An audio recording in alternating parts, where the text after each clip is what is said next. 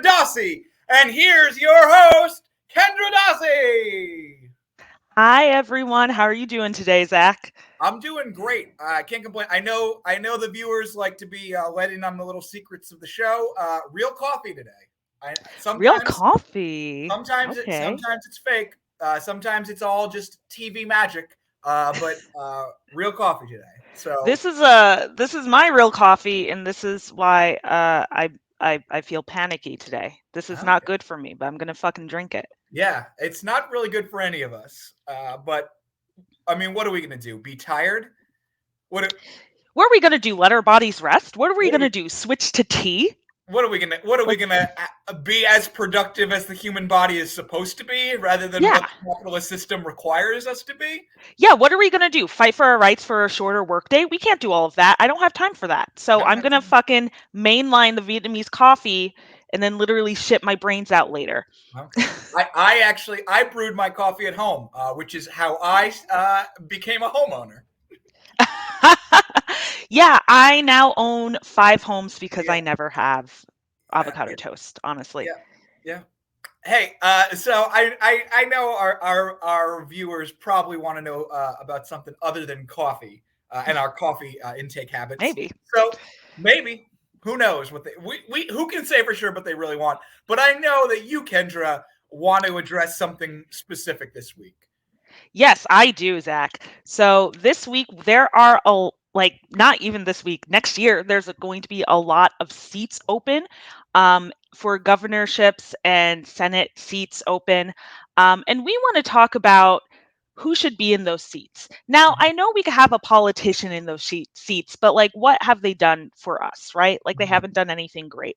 So, I think the idea is we get some other famous people, some celebrities in the seats, because who doesn't love celebrities? Right, Who doesn't? They've never done anything wrong. They've never led us astray. right. So, Well, so we already have, as you know, Dr. Oz running for Senate in Pennsylvania, that's and very true. and Yes, uh, and Matthew McConaughey has said he's not running for governor of Texas. So we know which that is a shame. it's a shame, but we know there's a lot of buzz out there for celebs running for office. Yeah, so we want to present to you some celebs that we think should run for office. Yeah, just a few suggestions. If you are on the PR team for any of these celebrities, um, listen to us, reach out to us. We have some campaign ideas. Yeah. Yep. All right, So so let's start with the first one. so we're going to start in good old Massachusetts. Now, Oh yeah. Massachusetts has a gubernatorial election coming up in 2022. Charlie Baker's not running. We'll talk about that more next week. But a lot of celebrities from Massachusetts that we can choose from to run for governor. So that's why we went with Ralph Tresvant, who you may know as the only member of New Edition who didn't really get to do anything after New Edition broke up, which I think is a shame because obviously Bobby Brown went on to have a career. Bill Bev DeVoe got to do Bill Bev DeVoe. Even Johnny Gill, who was a replacement, got to have a pretty big career. But poor Ralph, who was pretty much the lead singer of the original New Edition, didn't really get to do much else. So Yeah. I think it's fair that we throw Ralph a bone and let Ralph be governor of Massachusetts, which historically is the only major position that Massachusetts will allow a black person to hold. So Oh yes, yes, so true. so Yes. I say let's get Ralph from New Edition to be our next governor of Massachusetts. Excellent little piece of not just Massachusetts, but late 80s R&B history. Thank you so much, Zach. Let's go to the next person. So, governor of Wisconsin. So, Wisconsin is a big place. It's been in the news a lot of labor disputes all over there, lots of Rarely cheese. for anything good. Yeah, usually not for anything good, but there is cheese. And here's who I think should be the governor of Wisconsin: Tony Shalhoub. He's a great guy.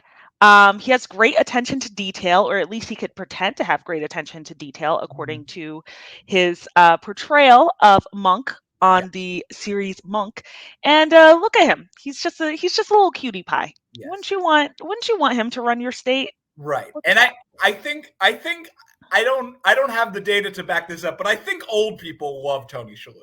Oh, they love Tony Shalhoub. Which what's not to like about Tony Shalhoub? But yeah, I think in particular they a lot of love for Monk and for Marvelous Miss Maisel and Wings. Tony Shalhoub's got this in the bag. Yes. Another fun fact about Tony Shalhoub, he is not Jewish. He is actually a Christian Lebanese man. Yes.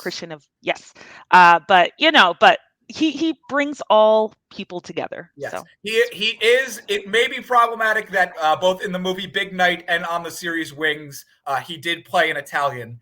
So Italian face, obviously a huge issue. But I think he's just a good enough actor and beloved enough that he will get away for his problematic portrayal of Italian. Of course. All right, who we got next?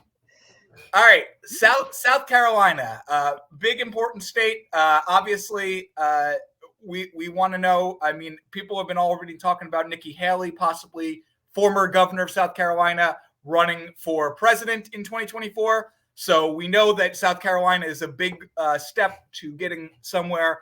So who should be our next governor of South Carolina?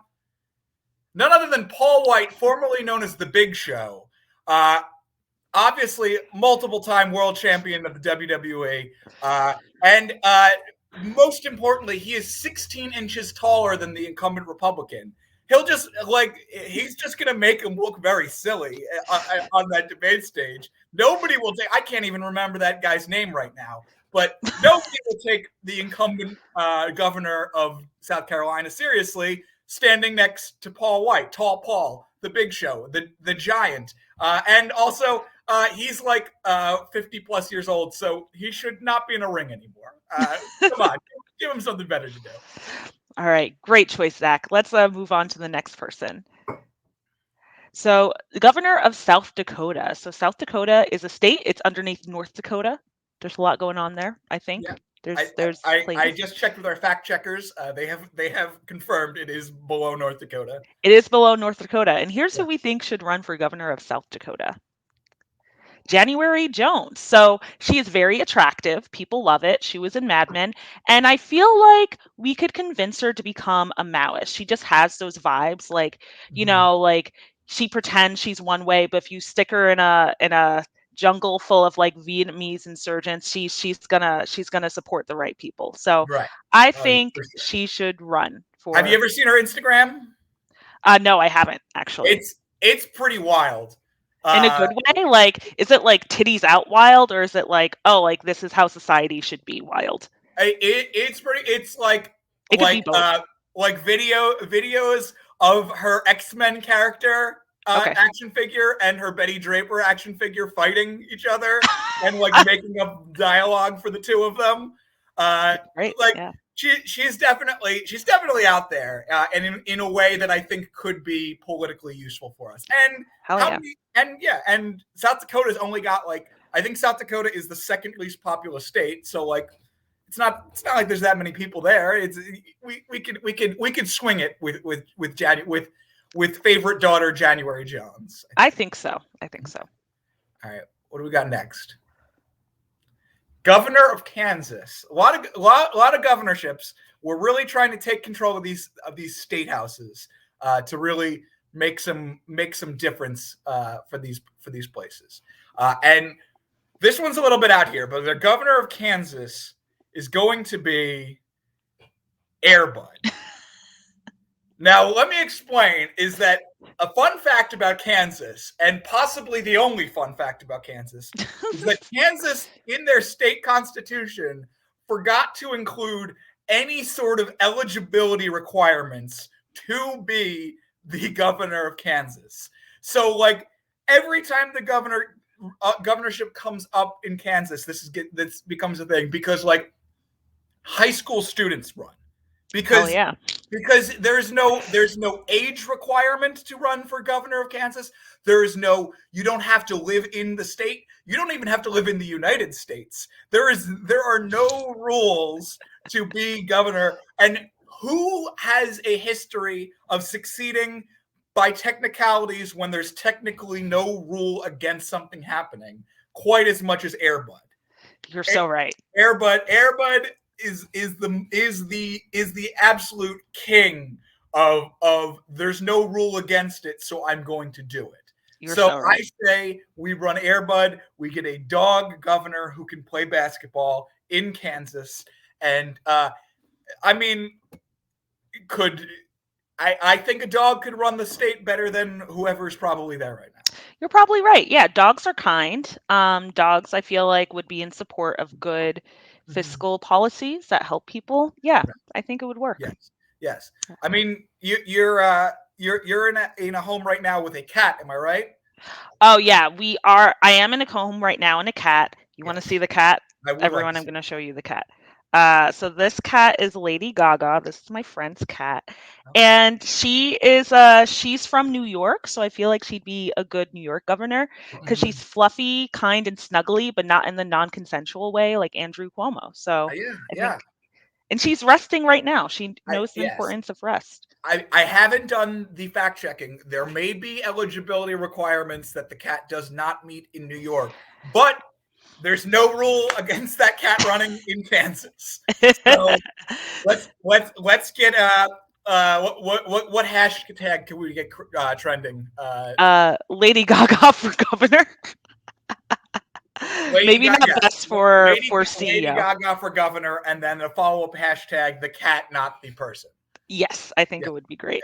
And then follow-up hashtag in Kansas specifically. We're not a great social media team, but we're mostly just here for the ideas of who could run. That's somebody else's. Exactly. Yeah. PR take these ideas. And last but not least, we have the next governor of France. It's a state. It's basically France. France is like OG America, like smellier, more obnoxious America. And I think the person who should run for governor of France should be that cute kid in Dune, Timothy Chalamet Ding Dong. I'm pretty sure whatever his name is, he is French. He looks like a child wasting away during some pivotal moment in French history. He looks like Les Miserables, like an extra. The little kid in the streets in Les Mis. Yeah, exactly. So I think he'd be great. So everyone, thank you for listening to us. Those are the people that should run for governor, and we'll be right back after this brief commercial break. Hey folks, I hope you're enjoying today's episode. Today's episode is brought to you by the Christmas Tree Shops. You know that store, the Christmas Tree Shops? There's probably one near you. Look it up. There's one around. Anyway, the Christmas Tree Shops would like to remind you that they are a completely normal store.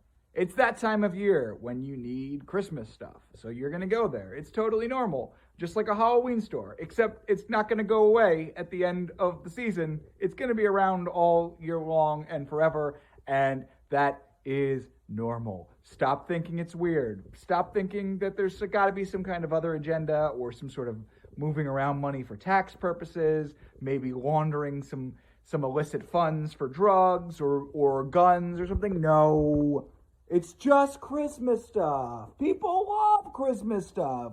Of course they have Christmas stuff all year round. That makes total sense.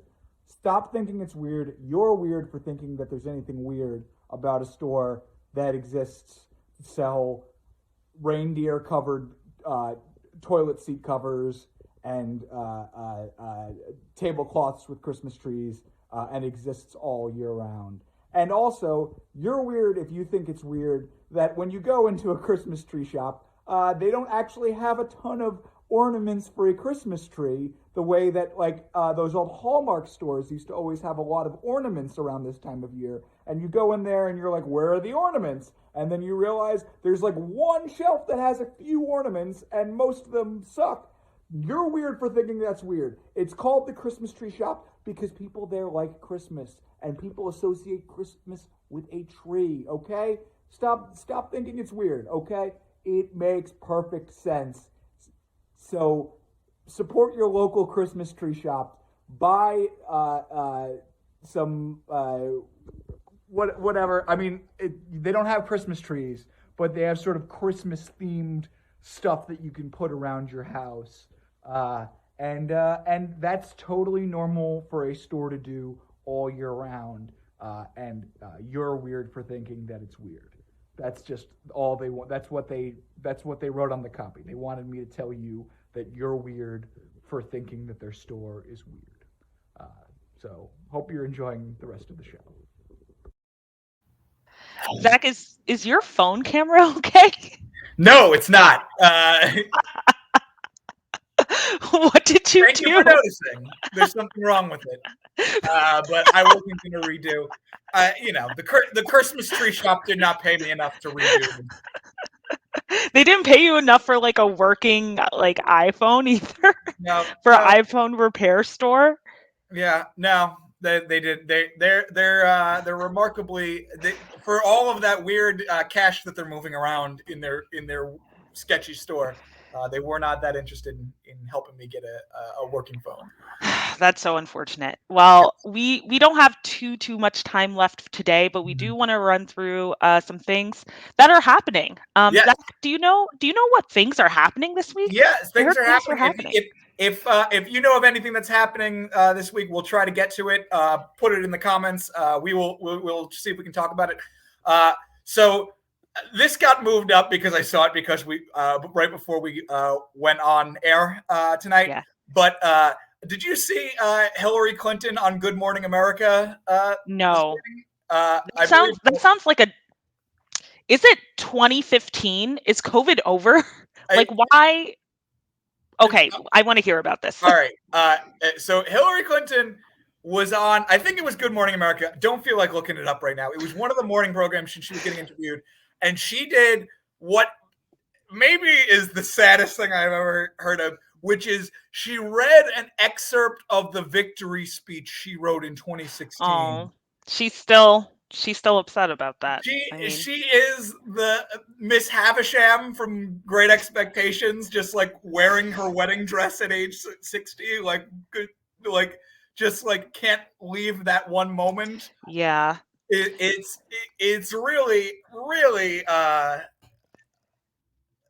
sad, funny. I don't know how to describe this, and I don't have anything prepared for it, but I just knew I had to talk about the fact that she went on air in 2021, 5 years after the fact, and read excerpts from the victory speech that never happened. Yeah, it more so than sad. It's just very frustrating that we're that instead of trying to fix the issues that caused Trump to run, be successful, we're just kind of being oh, if only more Americans, didn't hate women. But we're not really right. It does, or I say we, it's really the Democrats. It doesn't really seem like the Democrats are trying to learn from that huge upset, which definitely affected lots of people's lives and all of that.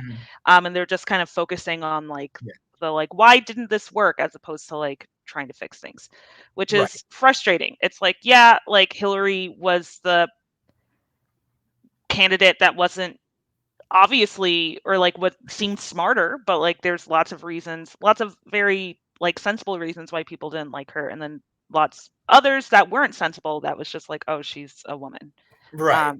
But we should move on. Even if it wasn't even from the non-Democrat, just from her personal perspective, if I had cemented myself in the history books as the biggest race loser of the 21st century, I would be doing everything in my power to be remembered as something other than that. Yeah. And the fact that she's still willing to do stuff related to that instead of, I don't know, anything else, is just beyond the pale for me. I don't understand. Yeah. She's really tapping into the upset wine mom Like, I demographic. remember hearing something about her starting a podcast, which I thought was funny, and I don't know if it ever actually happened. But like, promote your podcast or something. Do anything other Yeah. than what you just did on TV. Well, What else? The Fox News Christmas tree caught on fire. yeah. I did hear that there was a Fox News Christmas tree that caught on fire, which is funny. Yes, very You know, funny. another victory in the war on Christmas. You know, Right. The um, war on Christmas. the natural inflammability of trees is actually a devil's plot. But yeah, there's a few like union victories, right? Or like almost union victories in some ways. There have been some unions going on. I mean, the most prominent thing is that Kellogg's has brought in scabs.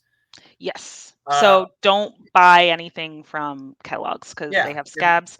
But the strikers are still like holding out, which is a pretty good show of like solidarity. I hope it works out well. I hope so too, and I hope that Kellogg's, you know, I hope they get what's coming to them. I will, which is as vague as I can make it. No, but I mean, people have talked about this, about how you know, it would be within Joe Biden's power to sign an executive order. There have been ideas for this, where a company that replaces unionized workers with scabs would have to pay a fine to the NLRB of up to $100,000 per scab. Wow. This would be a very easy and efficient way to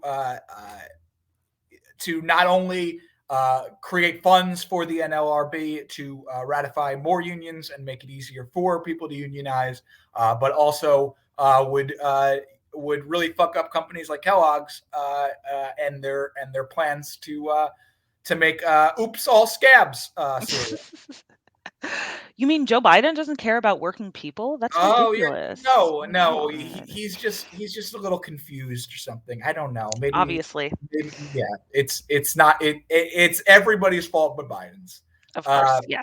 But Starbucks, there's the Starbucks union, right? Yeah, it seems like, so I did see the tweet from a Starbucks worker. It seems like they voted, and it seems very likely that they'll win, but it's like the official count is coming in, I think, Thursday or something. But like there's some union stuff happening at Starbucks, and I love that the CEO was like, "Oh, don't unionize. If a CEO tells you not to unionize, you should fucking unionize." Like that basic rule of the game. I don't care how nice your CEO is, unionize. So it's really cool that they're doing it. Honestly, I wish I knew who to attribute this to, but somebody said that a union is like a condom. The more somebody's telling you don't need it, the more you need it. Exactly. I wish I could take credit for that. I don't know who said that originally. It's a good line people use in the labor world. So that is the and I also saw today there are a few because if we're talking about like local Boston stuff, there's a handful of cafes in Somerville that just tried to unionize. We know that Pavement, which is located throughout the Boston area, they unionized recently, and I mean, it's like baristas is a pretty like good spot for union activity right now. I think just because of the age and interest of the people who work there.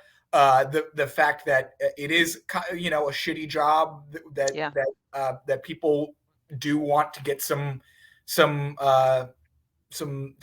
protections, and it gives potential to like if the barista shut down, the economy can shut down pretty quickly. I feel like we get less productive because we can't have our Vietnamese coffees. Right, exactly. So good on all right. Well, I do want to leave some time for your closing remarks. Do you have any closing remarks, Zach? Yeah. Yes. All right. I'm going to have some closing remarks here that I previewed last week. And I could totally be getting worked with this. But there have been all of these stories that have come out about how they're thinking about replacing Kamala Harris in 2024 with Pete Buttigieg. And to me, like, Kamala is a cop and gets no sympathy from me, and I don't care. But I'm K-Hive on this one, because the one who is fucking up here and is going to cause Joe Biden to not win in 2024 is Joe Biden. Like, it's pretty much, they did not do well in November. It's pretty much a given at this point that they're not going to do well in 2022. And then in 2024, they're going to have the same problem. And you can't blame that on the black woman. Are you kidding me? What are you thinking with that? So I'm now K-Hive, and I'm going to stan our cop queen. Not really. Obviously, this is a little facetious, but come on here. We know whose fault all of this is, right? We're not this naive. And to replace this one cipher with an even bigger cipher in Pete Buttigieg, who nobody cares about, all right, I've made fun of K-Hive a lot on the show, but I'm going to give them their due here. And let's be honest, as much as I make fun of the Democrats, do you know who never makes fun of the Democrats, no matter how bad they are? K-Hive. I don't know if the Democrats know. Those are the only ones left. Everyone else is abandoned. So if you're going to make them mad, you're only setting yourself up for worse things. Maybe you might get a few votes, but the only people who are going to stand out in the cold and sign up voters and go knocking door to door and do phone banking, the only people who are going to do that are K-Hive. So if you lose them, I mean, it's funny to me, but electorally, it's a bad idea. Thank you so much for your rousing review, Zach. So thank you, everyone. That is our show for tonight. Please stick around for a beautiful show that our friend Rachel Jane Andelman has. The name escapes me. I'm so sorry. It will be put in post. And I hope you have a great rest of your night. You don't need to know the name. Just stick around. Just stick around. Stick around. All right.